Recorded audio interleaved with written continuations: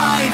Somebody give me the sign. If you wanna rewind, give me the sign. Wheel up, give me the sign. Wheel up, give me the sign. Hands in the air, hands in the sky. If you wanna rewind, give me the sign. Wheel up, give me the sign. Wheel up, give me the sign. Me Rollaz back with Tronique, back here with, I think you guys were my first interview, if I remember right there, man. Yes, in fact I think we were actually. Yeah, man.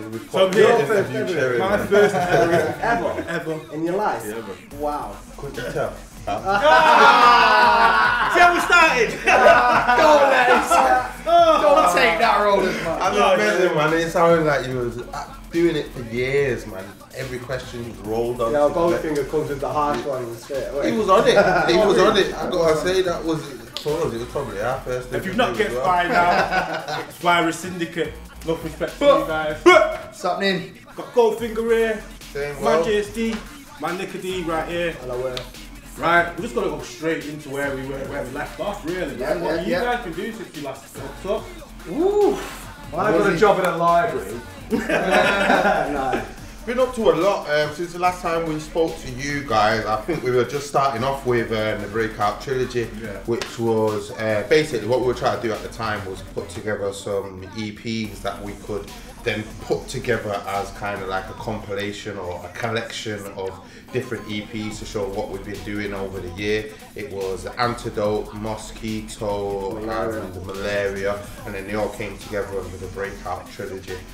Quite successful for us. That for those of you guys who are familiar with what we're doing or what we've been up to, it featured tracks like Talk to Frank, Move It, which was a remix of the old Real to Real, I Like to Move It. So we did a dubstep version of that. Slow Down was featured on Slow Down. No, Slow Down was on Work Related Illness. That was on another album way back. But what we did do is we revisited a couple of ideas from Slow Down on the Breakout Trilogy, tried to get some of that whole energy. I think the whole thing around Breakout Trilogy was getting that rave energy and getting it something for the club straight away. Definitely. So yeah, it was a good look, man. We got a lot of success off it, did a lot of tours, a lot of bookings, went all over the place, and America, Europe. It was good, man, it was good.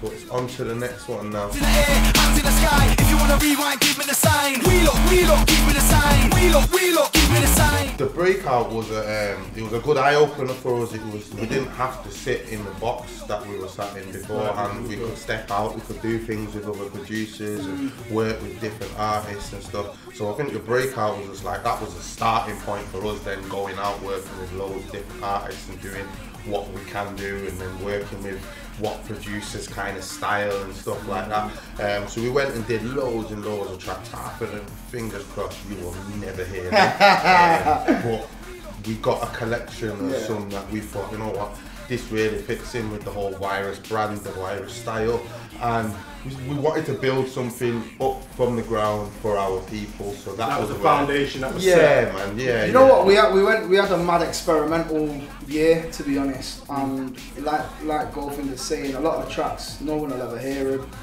and for different reasons really. But I think what we learned during that period was invaluable to what we're doing now, and we've been able to bring that creativity back to what we're doing here, bring it back to the essence, and that sort of led us on to our latest single, which is The Sign, as you mentioned before, which is a hookup with a Leeds producer called Distinction, who's down with the Dub Police crew. We've known Distinction for a long time, and you know, a lot of people probably have seen the making of The Sign and The Sign video by now. D-Lo Productions absolutely smashed it, so some people know quite a bit about it already, but yeah, things are going really well for The Sign, and for us, you know, that's the focus at the moment. But there's also a lot of projects cheeky things what we're working on.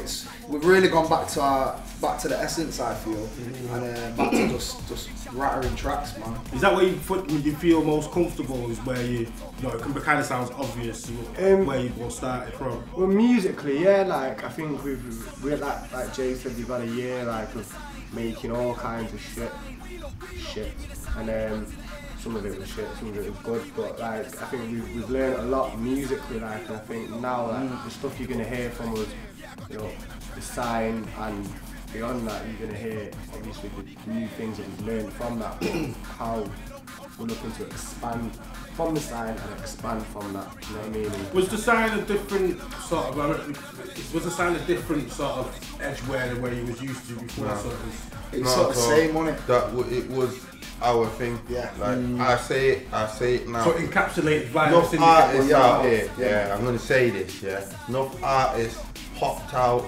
like switched up, started making music that they don't even know what they're making. Like going on like absolute waste, man.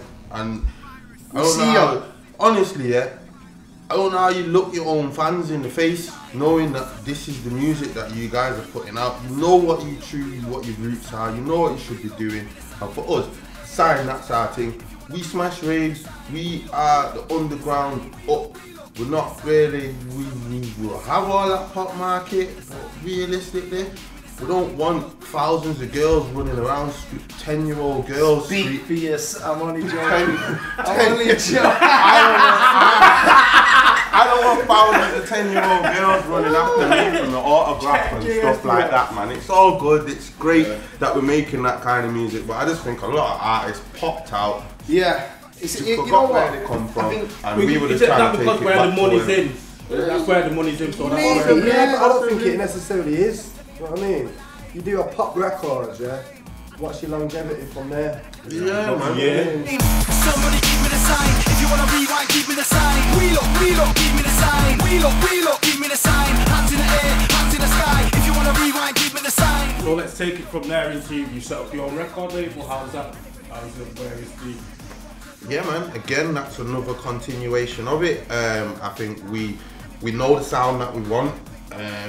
We're very, very current in our approach, and we see what's going on around us.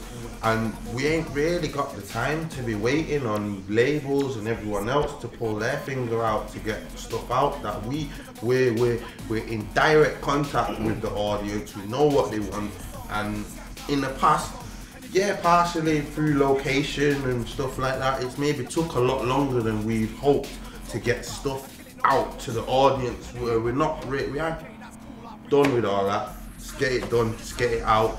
And if there's other artists with like-minded mentality and attitude towards it, then come, let's work with us, and we're gonna work together and we're gonna get it out. We don't really want to be sitting on tunes for 6 months, a year, and yeah, it can be frustrating now as a producer. You just sat there and tunes for time, and you don't even get the feedback to say whether it's good, it's bad, or it just gets dropped. Or what. I think we've had the experience of seeing what a lot of labels do.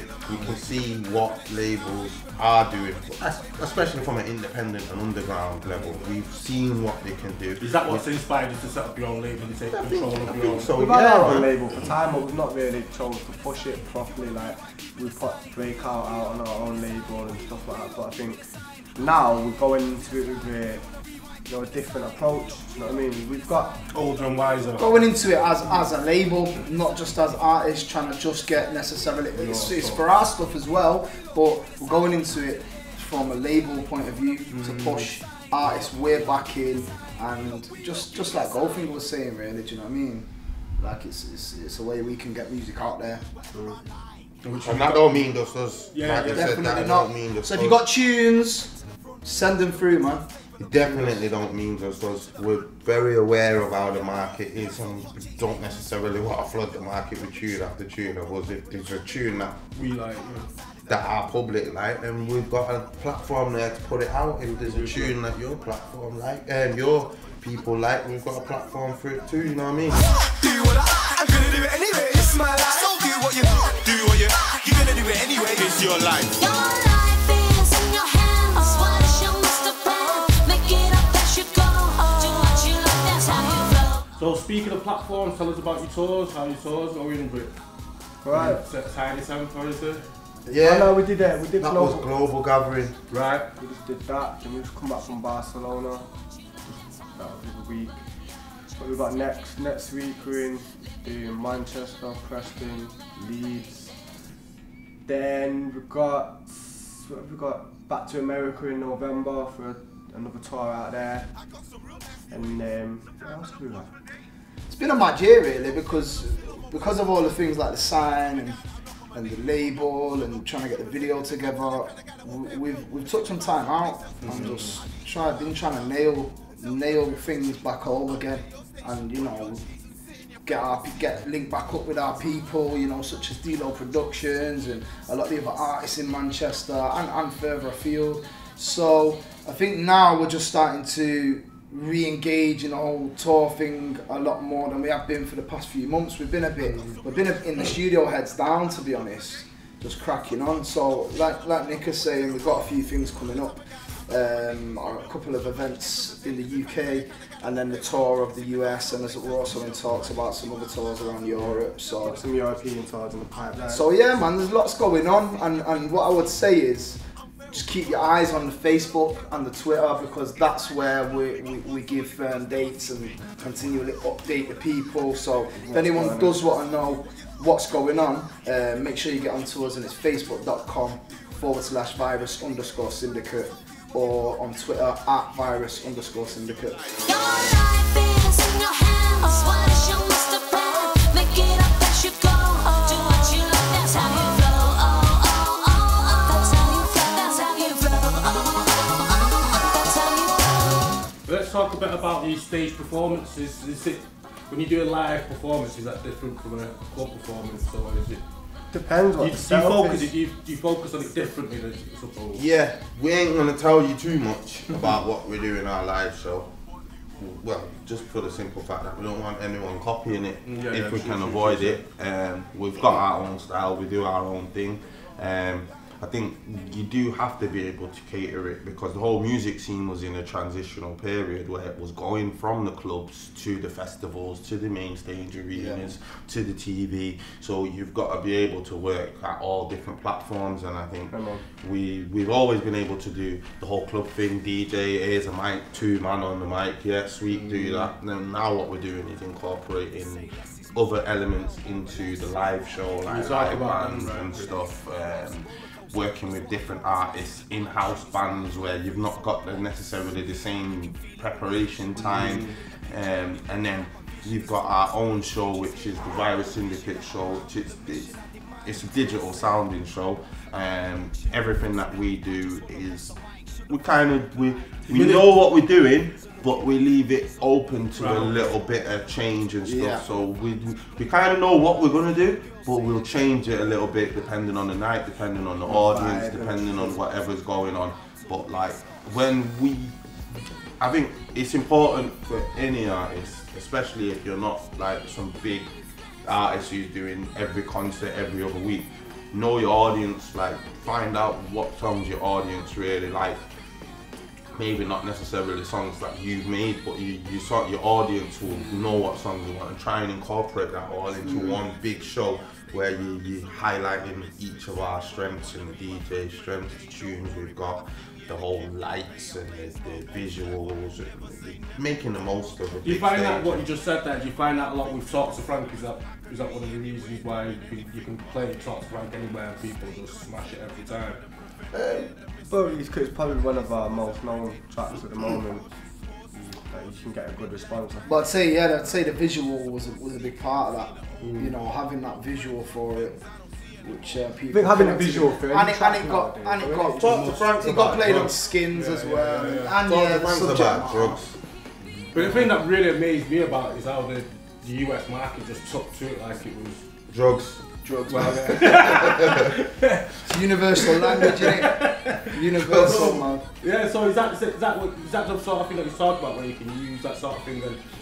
Well, they were propagating on the bro step thing at the time. When we put out that tune, it was like everything was going synth heavy with all the filters on the synths and all that stuff, and we kind of caught that at an early stage, did a song, did the first vocal song, and now when you look at a lot of what's going on in America, they've just gone wild off that whole LFO wobble and the synth filters and all that. They've just made a whole genre out of that kind of music, which for us, we kind of had that tune that fitted in that scene just as all that was blowing up. But I feel like because you can't really spit on that fucking bro step stuff. Some of it you can, but some of it is just so noisy and just like I like it and that, but it's, I don't know, man. You can't. It's not really for vocals. Some of it it's just too mad. Producers, I can spit on anything. Me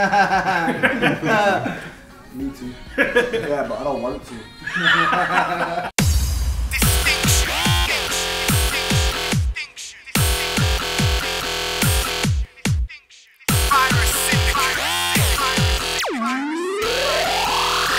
Give me the sign. Somebody give me the sign. If you wanna rewind, give me the sign. Let's talk about individual projects that you've got going on.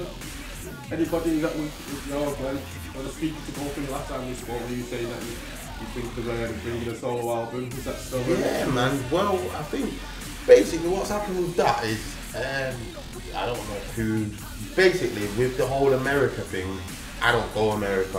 Like, I got in trouble when I was a little kid. They're not too accepting, they're not too forgiving, so although let's swoop over here. But anyway, that's another story. So I need something to kind of keep me busy and keep me active whilst all that was going on. So there's been a fair few links going on with, I don't know whether I'm going to do an album or what as yet, but I've been linking up with a lot of producers, trying to get some of the tracks there, but it's hard work with these guys around. I'll be honest with you, like we'll get yeah, man. So we're like, what's that beat? Nah, that's dirty. Yeah, Hook it up, Mars, hook it up.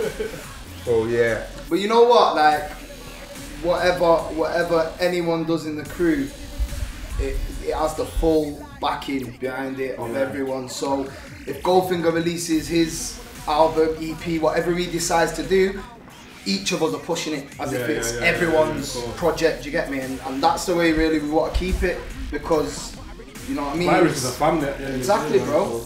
So, what about you, Nick? Well, you got solo projects you're thinking of? Got a few things thinking of doing, but I'm not gonna let it off yet.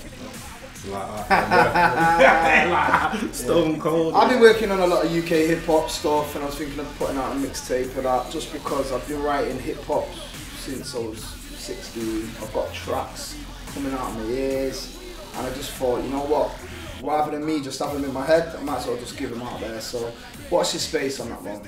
So that leaves me some last and final question. What can we expect from Virus in case Records in 2012? Murder. Yeah, murder. That's what I say. A lot of big things happening. A lot of really good collaborations going on. Actually, we don't really want to. It's not like we don't want to give it away. If anyone got the exclusive hookup on that, it would be D-Lo standard. But until things actually materialise, we ain't gonna say too much. There's a lot of big things in the pipeline, but we don't want to let it off yet. We don't want to. As someone said to me the other day, spunky load too early. Or count your chickens before the hatch. It was not me or Jay who said that to him, by the way. Thank you, Don. I don't know what sket that was.